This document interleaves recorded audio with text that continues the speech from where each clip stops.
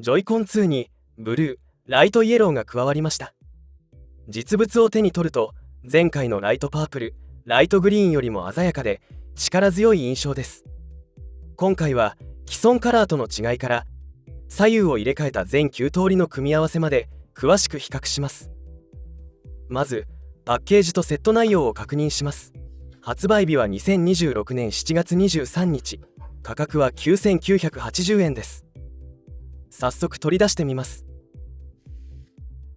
こちらがブルー、そしてこちらがライトイエロー。左右セットでの販売となり、発売時点では片側だけの単品販売はありません。さらにそれぞれの色に合わせたストラップが付属します。セット内容や基本機能はこれまでのジョイコン2と同じで、違いはカラーリングだけです。では一番気になる本体に装着した時の見た目をチェックします。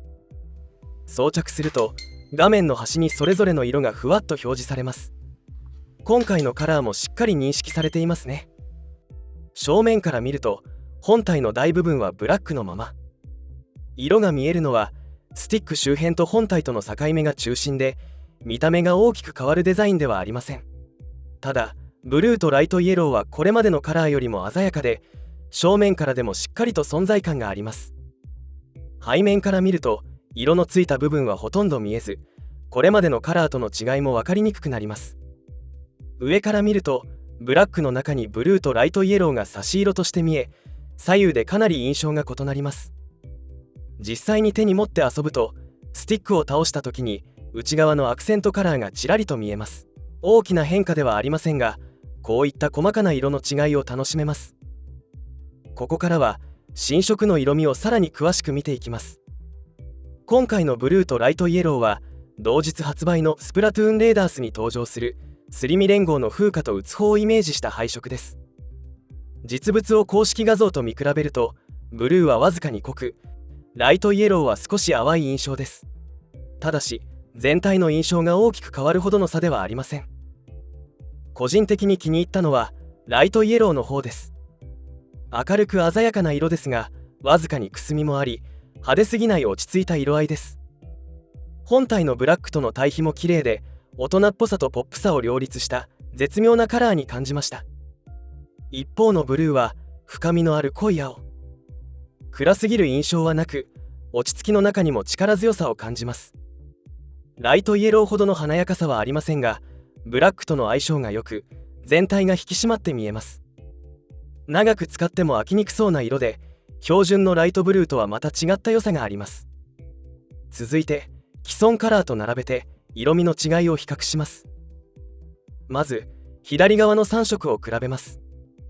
標準のライトブルーは明るく軽やかで、ライトパープルは淡く柔らかな印象。それに対して今回のブルーは3色の中で最も濃く、落ち着きと力強さを感じます。左側のカラーだけでもそれぞれ方向性がはっきり異なりますね。次は右側の3色です。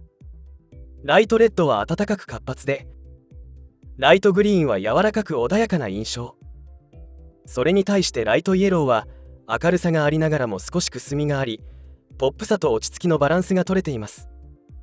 実際にスイッチ2へ装着すると3種類の個性がより分かりやすくなります。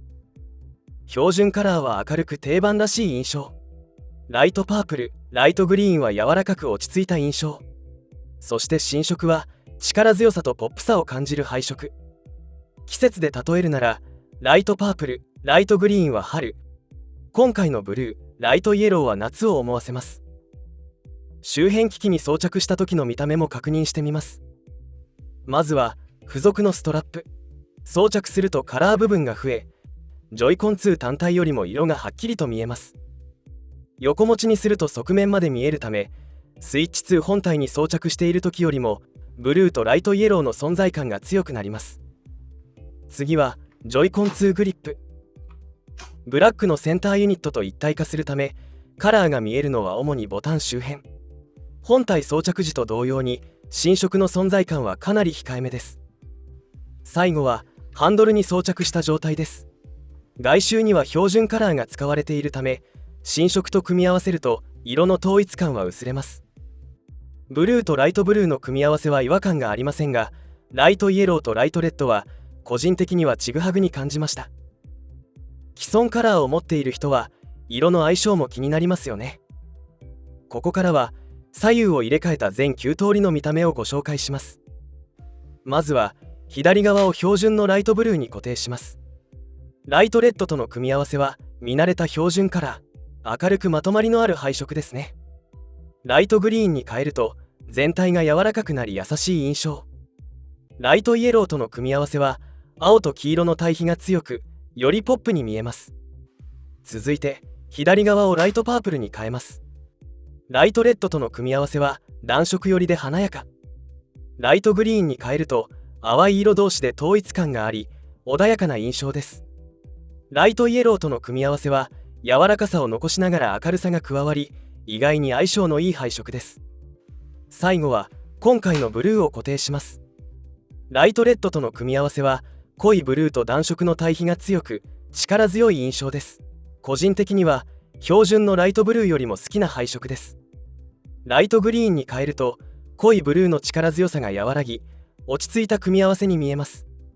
ライトイエローとの組み合わせは今回の標準セット9通りの中でもコントラストが強く、特に存在感のある配色です。どの組み合わせも魅力的ですが、個人的に気に入ったベスト3を発表します。第3位はライトパープルとライトイエロー。柔らかさの中に明るさが加わり、意外にも相性のいい組み合わせでした。第2位はライトブルーとライトグリーン。明るく優しい色同士でまとまりがあり、見ていて落ち着く組み合わせです。そして第1位はブルーとライトイエロー。コントラストが最も強く、スイッチ2のブラックにもよく映えます。新色らしい存在感を楽しめる組み合わせだと感じました。色の組み替えを楽しめるのはジョイコン2本体だけではありません。複数カラー持っている方はストラップを入れ替えてこんな楽しみ方もできます。こういった細かな部分まで自分好みに仕上げられるのは面白いところですね。今回はジョイコン2の既存カラーと新色のブルー、ライトイエローを比較しました。ブルーは深みがあり、力強く引き締まった印象。ライトイエローは明るさがありながらも派手すぎず、ブラックの本体によく映えるカラーでした。前回のライトパープル、ライトグリーンよりも鮮やかで存在感のある配色です。基本機能はこれまでと同じなので、色に魅力を感じなければあえて買い足す必要はありません。一方で今回の配色が気に入った方や、もともとジョイコン2の追加購入を考えていた方にはおすすめですよ。皆さんは今回の新色と前回のカラーではどちらが好みでしたか？新色の鮮やかさが好き、前回の柔らかい配色が好きなど、ぜひコメントで教えてくださいね。それではまた次回の動画でお会いしましょう。最後までご視聴いただきありがとうございました。